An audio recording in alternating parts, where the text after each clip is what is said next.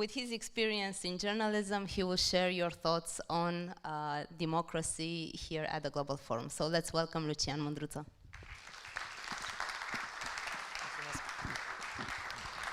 Thank you, guys. Oh, okay, let's have the first slide because I need to finish in probably 10 minutes here. And we will have some votes. At some point, I'm going to ask you to raise your hand and tell me if I'm right or wrong. So please bear with me and try to take part in that. So the first idea is that we have too many opinions, and that's kind of like, global warming. And only this time, the democracy is cooling because of opinion emissions. And it looks like this. I mean, we are into team fighting in social media today. Does anyone know what team fighting is? All right, one guy over there, you know what it is? So the idea is that a few people band together with another person, their type of people, and they fight in groups of 5 or 6, 2 groups. They just hit each other. And this is what we do. This is social media today. It started with, let's be friends. Now we are, let's fight with the enemy, with a common enemy. And this is where I work. Remember Buzz Lightyear? Who does? Buzz Lightyear, it has a very nice scene. It starts with, this is the universe. I work here. Well, that's where I work, where people are fighting. And I've got some bad news about it. First of all, democracy is, if not done, almost there. It's in peril. That's the popular consensus. We also already have democracy in peril at Yale University, funny enough, because I think they're kind of working on that themselves, the students over there. But let's start with a few ideas here. We started like this. I don't know, 2,000 years ago, or maybe 300 years ago, we started with the idea that you and I have common interests, and we should work it out somehow. This is the main idea that democracy started with. And now we're here. You're wrong, and I will prove it. I'm gonna take my whole life to prove other guys wrong because I have such strong convictions. And I don't know why. I mean, I've been into fighting online disinformation for maybe 10 years. I've given up for maybe 3 now. And I don't know what's happening. I don't know whether it's the Russians or it's the inequality of our societies or the tech algorithm that, promotes hate, promotes anger, because that's what sells. I would say it's nothing new on the other hand. And one of the main theses I have today is that we went back to being a village, the whole globe. There was a book called The Global Village in the 70s, but that didn't cover the whole extent of what we have today. So this is the Judengasse. This is the mechanism of the pogroms against Jews in the Middle Ages in Germany. It didn't start with Hitler. So the mechanism is like that. People observed that their societies were not fair or right. Some people were different, and some people were richer, and sometimes they were both richer and different. And somebody came up with the idea that people are poor because other people are rich and different. And let's get rid of them and the current order. This is before WhatsApp. These guys were talking amongst each other. They used rumors to communicate that type of misinformation, and it kind of worked. You can still find in medieval churches in Germany pictures of pogroms in the age. And why is that? I think we should go into a little bit more detail. You know Konrad Lorenz here?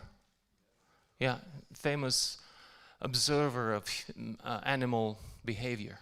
And he decided that we are all, well, he didn't decide that, but he observed that we are very close to animals when it comes to aggression. And he many people think that aggression is somehow evolutionary achieved because it helped animals to survive. So we have a problem because if it's evolutionary achieved, It's gonna be very hard to get rid of it. Democracy has tamed this and morphed it into a competition of ideas. Problem is, we just banned the opportunity of being violent. And we should have used probably gene editing, because that's in our genes. Hey. So this is the biological problem we have. We are not nice. And this is confirmed by my wife. Yes. I'm not violent, but I'm not nice. So what do we do that? Am I wrong? Let's have a vote here. Who says I'm wrong? Woo, okay, lefties. All right. Who says I'm right? I think it's a tie here. No, more people believe I'm wrong. So we should stick one against me for now. Remember this, because it will count in the end. Now, the social contract. Remember Jean-Jacques Rousseau and Locke and everybody else? There's a social contract that our societies should take care of our rights, right? Natural rights. John Locke has said that the obligation to obey serve a government under the social contract was conditional about the protection of the natural rights of each person, including the right to private property, right? But what are the natural rights? Is this a natural right? Do we have the right to laugh at this guy? That's a big question. Do we have to laugh at these things? Cancel, woke, conservatives, national Christianity, whatever that means. MAGA and white pride and the replacement theory and the Illuminati and everybody else. Are these things features or are they bugs? I think they're diseases. Because we are missing the immune system of critical thinking. We are so into pleasing everybody that we have forgotten that the truth is not nice. So, am I wrong? We should be able to laugh on Nemo and be insensitive. Is this democratic or not? Laugh. Make fun of him. Even be, who says I say we should be able to laugh. Who is with me? All right. Who says we should protect his sensibilities and people like him? Okay. Yes, I am huge. I contain... No, you can't protect sensibility and laugh at the same time. Or can you? I know I'm a hypocrite and I can do that, but you're amateurs. You can't, really. I'm a journalist. I can do that probably 3 times. At the same time, make money, so I do 3 times. Okay. But nevertheless, I think this is a tie. So you still won against me. Now, let's talk about the mind. We're going into it. Cognitive abilities. This is Mark. Mark Sargent is a specialist in proven reality wrong. He is a flat earther. He dedicates his life to this theory. Probably anti-vax too, for good measure. He has more followers than most NASA scientists. Way more. 100,000, actually.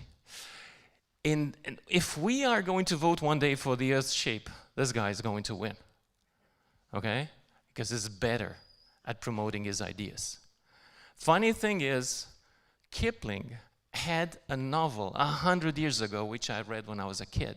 I was this guy, The Village That Voted the Earth Was Flat, is a novel wrote in 1917 about a guy, a journalist like me, going into a village that did him some wrong and proving the village was stupid by influencing them to vote that the earth was flat. It's hilarious.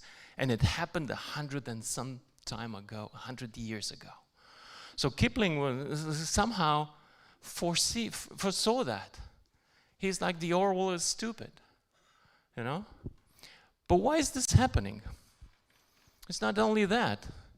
The global IQ, you know, the Flynn effect that stated that IQ globally goes up by, I don't know, 1% per decade because we have better health, better education, and better food. Well, it's plateaued for the last 20 years. Sorry to tell you that. And in some places, it's going down. I mean, it's decreasing. This is, I think, this is Norway or something like that. And there's an explanation for the relationship between intelligence coefficient and nations and democracy and prosperity of nations. And you can find it in this book, very controversial. It's a bit right-wing.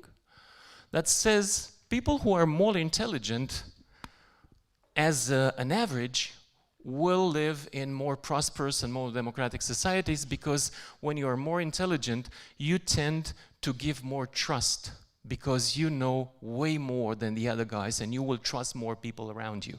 When you're not intelligent, you will distrust.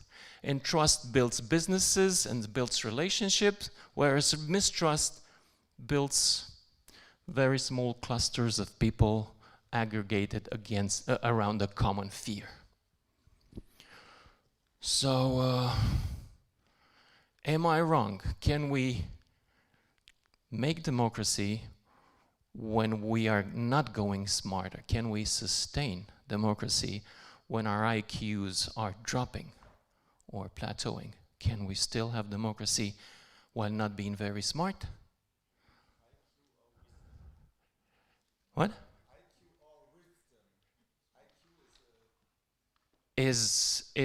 IQ is a measure.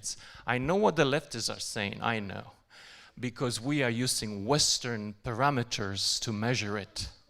Yes? Oh, are you talking about emotional intelligence? Well, that's the consolation prize for people who don't have IQ high enough. You don't vote for me, I know. That's why I'm not running for office. Corina. I haven't seen you for 30 years. Yes, she's a lefty. Go ahead.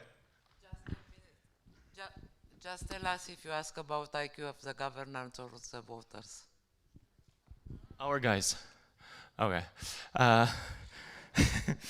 Listen, dogs have lower IQs than people, right?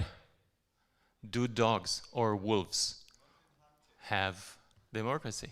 No, they don't. They have a dictator. Okay? It's a lot easier to have a dictator when you're not that smart. When you're smart, you don't like that. You don't like other people's idea to be imposed on you. So as we're going dumber, MAGA way, okay, we are going to have a problem. So am I wrong in saying that as we're going dumber, democracy will be in peril? I'm right. Am I right? Okay. Is my statement right? Let's have a vote. I vote for myself. Okay. There's a difference between dumb and high. Yeah. No, they're not dumb people with higher IQ. No. No, they're not. They only work for Fox News, but they look as if they're smarter, okay? Right. So I think it's one for me. I think I've convinced you here, minus this group of disorganized anarchists who probably didn't read the Faith of Trotsky, and they should work on that. All right. More democracy, more people are, protesting in campuses. They're trying to do this thing in Bucharest, okay? They're trying to protest in Bucharest, in a campus. Funny thing. But this guy was a fortune teller. You know Charles Peirce? This guy wrote this book before social media, before anything happened. And he stated 20 to 25 years ago that any theory is valid if it sells or produces ratings. Also, he says that anything, people can trust anything if it's loud enough or if it uses, good production values. And the worst part, this is why I'm telling you, this guy is a fortune teller. He said 25 years ago that fact is that thing which enough people believe. Fact is not based on reality anymore, but on beliefs. So you really cannot have democracy when beliefs have replaced facts. There's no such thing, because beliefs are emotional, and democracy is about running in a rational way our society. So I read this thing on a European website. We are European, we're still very much into this utopia kind of theme. So this vice president of European Commission or something, he says we should enable and invite more people to participate in public deliberation and decision making. And I say, why? Why? We saw what happens when more people are into deliberation. They fight vaccines, they believe in chemtrails, they do all sorts of stupid things online. We shouldn't have more, we should have less, but more qualified, I would say. We make mistakes as a species. We make, I think this is the statistic, 3 to 5 mistakes per hour. I'm into my 10th now, so I'm probably going to have a very good day afterwards. And there are different outcomes in the two types of societies that we have on this earth. The animal world, that guy clearly made a mistake, that whatever food that is. Okay, human society, we cry on their shoulders and nothing's going to be bad. We're going to repair the whole thing. It's going to be better, you'll see. Well, I think democracies should do this, absorb our mistakes with compassion, because otherwise it's another jungle. But democracies should correct our mistakes if factually we are wrong. Democracy is not about telling everybody, you're nice, you're right, even though that guy or girl is not, or binary or whatever it is. Okay? So, we are the day after the elections. I have another question. If your convictions were harmed during the presentation, is this the right answer to protect them? Will you still keep them if otherwise proven wrong?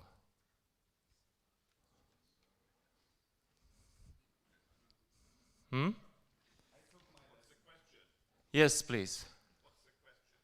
The question is, should you protect your convictions at any cost to the truth? No. Then we have a chance. Let's vote. Your convictions are more important than the truth. Who votes for that? All right. I know they're tough. That's what happens when your IQ is 130. That's mine. I'm sorry to brag. It's hard to get it. I mean, Einstein had the same problem at some point. No, I'm just kidding. I don't know my IQ. I have no idea. I'm probably stupid because my boat is only 10 meters long. True story. Only 10.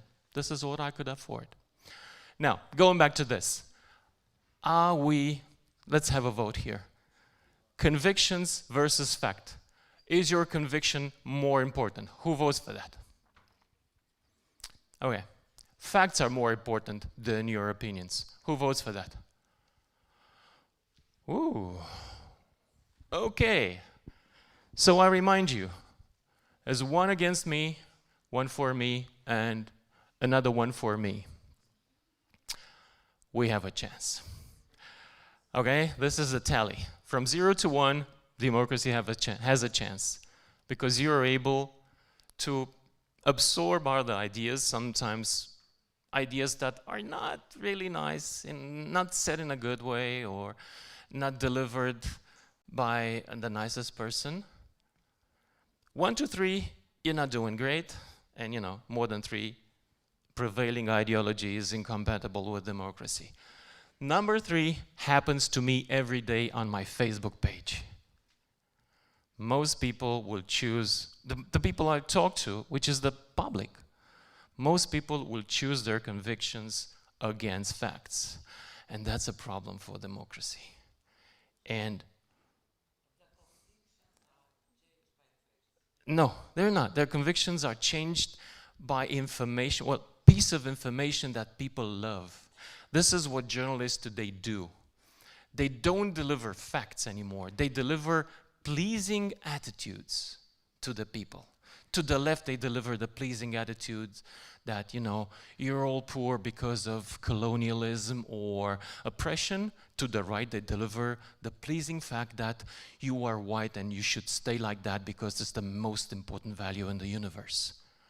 And groups will eat this up, even though these are opinions, are not facts, and this is not helping anyone.